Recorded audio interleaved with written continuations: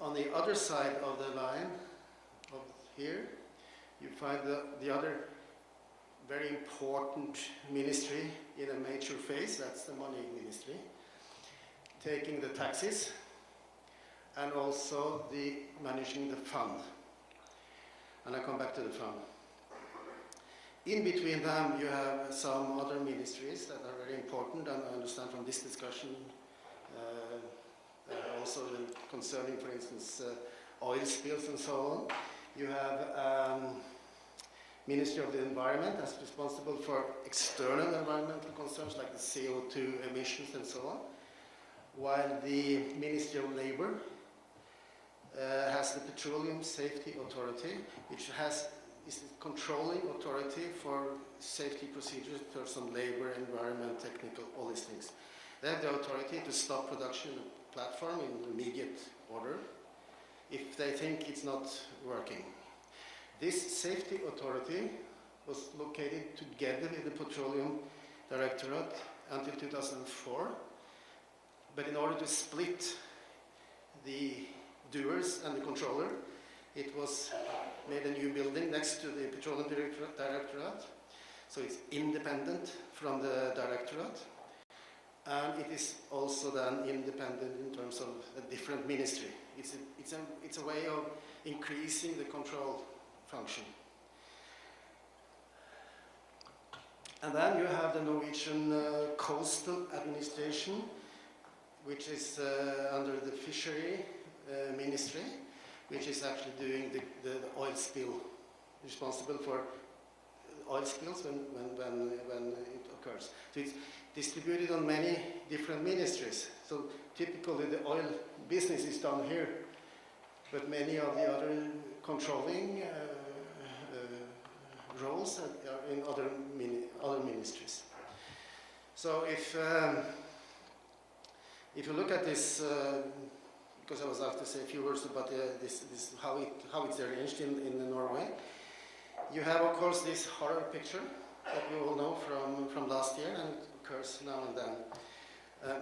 If you look at the Norwegian history in terms of oil spills, you will find two major accidents, both in the quite early stage of developments. One was both on the Ekofisk field, which was the first field to be developed in the southern part of the Norwegian sector. You have a blowout in 1977, where you actually had more weeks before they were able to plug it. It's a guy called Red Adair, and maybe someone has heard the name, which is an American Texas cowboy, specializing in plugging undersea holes. But it lasted for a few weeks. And then in 1980 we had a platform that tipped also and sunk. But after that there has not been any major accidents. But especially after the new agency was established in 2004, they have registered more smaller accidents, are registered more thoroughly, like you explained in your system too, and also assumed to be near accidents have been discovered, and that's why they can do everything from warning or recommending or using force to stop. So you have some more attention on these things, on this type of problems now. And the Pollution Act control is saying, as was explained earlier, I think it's common most places, that the polluter pays. And you have an obligation to notify and to do all kind of activities in order to prevent accidents, and when it happens to minimize it as much as possible. We have a triple system in order to deal with it when something happens.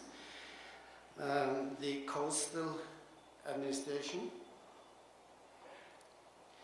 has overall responsibility for an oil spill, but it's very often it's done by the municipalities. It's a small one. You have committees across municipalities that deal with the smaller ones. If it's and the companies have organized themselves together in an organization called NUFO, Norwegian Clean Seas Association for Operating Companies, and they've done so because it's easier to do it together than to do it each company. So it's this organization together with the municipal and the state and agency. They have partly separate functions and partly overlapping functions. So in case of a coastal oil spill, mostly then from ships, it's the coastal administration that is responsible for it, but if you have a blowout or something happening on the platform, it is the responsibility of the companies. But the government can tell all of them to cooperate in the way they think proper.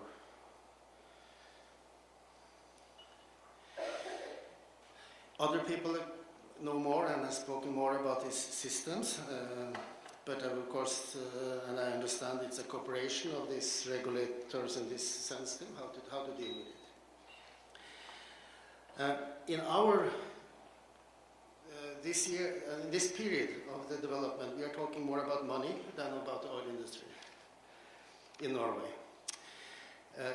The money has macroeconomic impacts, and it has also other impacts. If you look at this calculation, who gets part of the money, it shows how the government taxes the oil companies.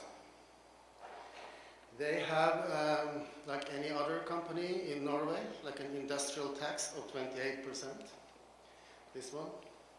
But because of the economic grant in the business, the government gives them an additional 50% tax.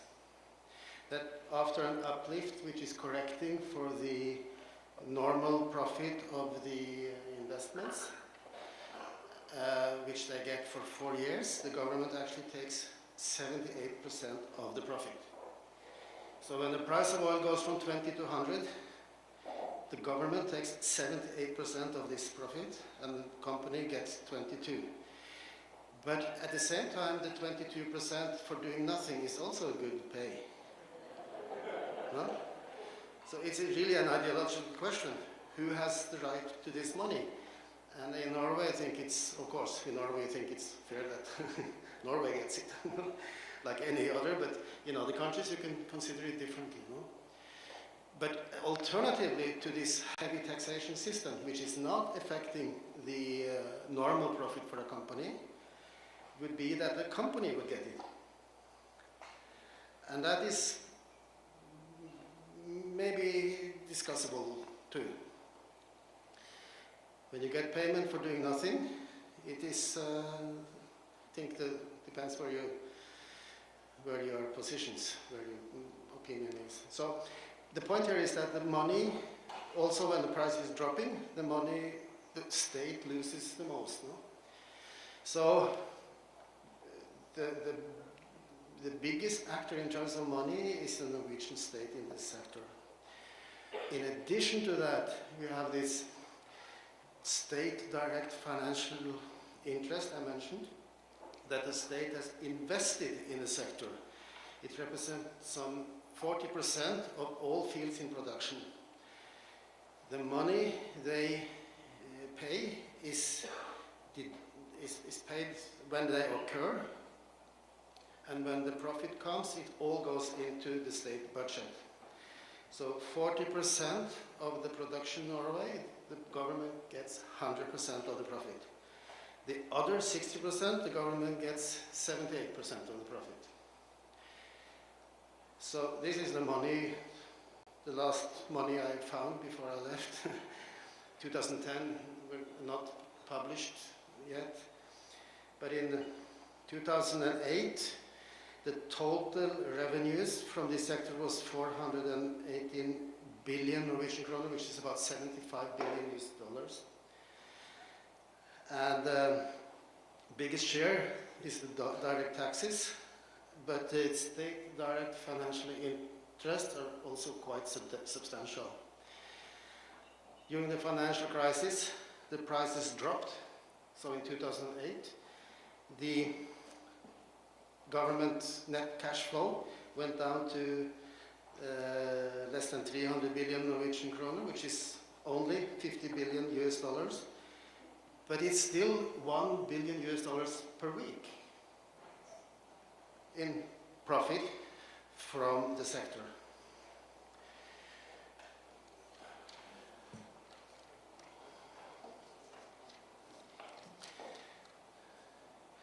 So, looking from a point of view from this development, you will see here the development of the Norwegian net cash flow for the last decade, because of the high prices, have been quite substantial. And this has come in this period where you have a lot of unrest in the world. So when you have a war in Iraq, you have a tsunami in Japan, and you have a Gaddafi in Libya, it helps Norwegian economic developments. So we are actually coming in opposite position of most of our the countries we usually compare us with. This is such a significant amount of money.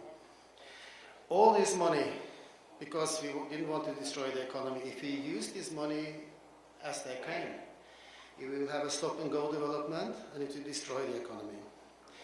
In the early 70s and early 90s, we were having a restriction on the volume to be produced. Now we have created a fund, and all the money the government makes is put into this fund, which is invested in international financial instruments like shares, bonds, and now also property. This fund is now it's about 550, close to 600 billion US dollars. So, and the philosophy is also that you should move this wealth from now to future generations. And some people say that oil is not lasting forever. The argument is that the Stone Age did not end because there was a lack of stones, but because you had some other technology to come. And when the new renewables are coming, oil may not be worth that much.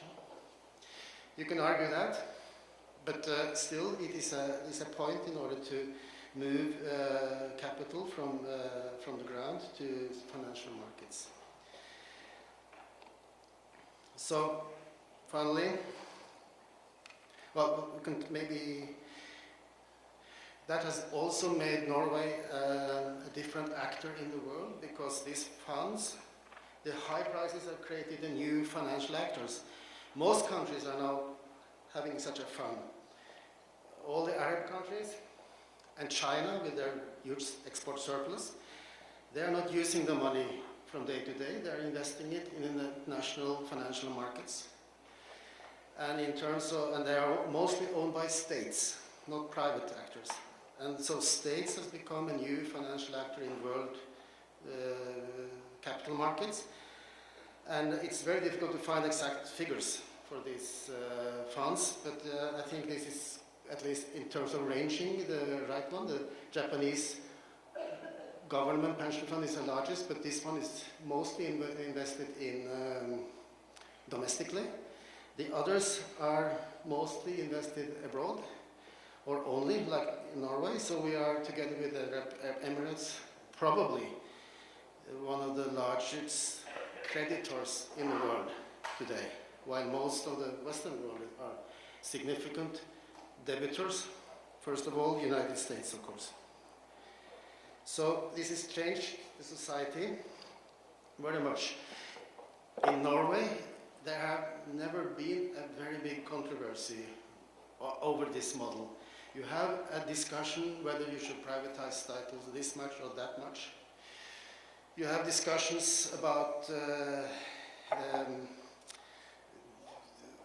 whether you should develop in vulnerable areas in the north or not. But the main model is mostly, even today, supported across party lines.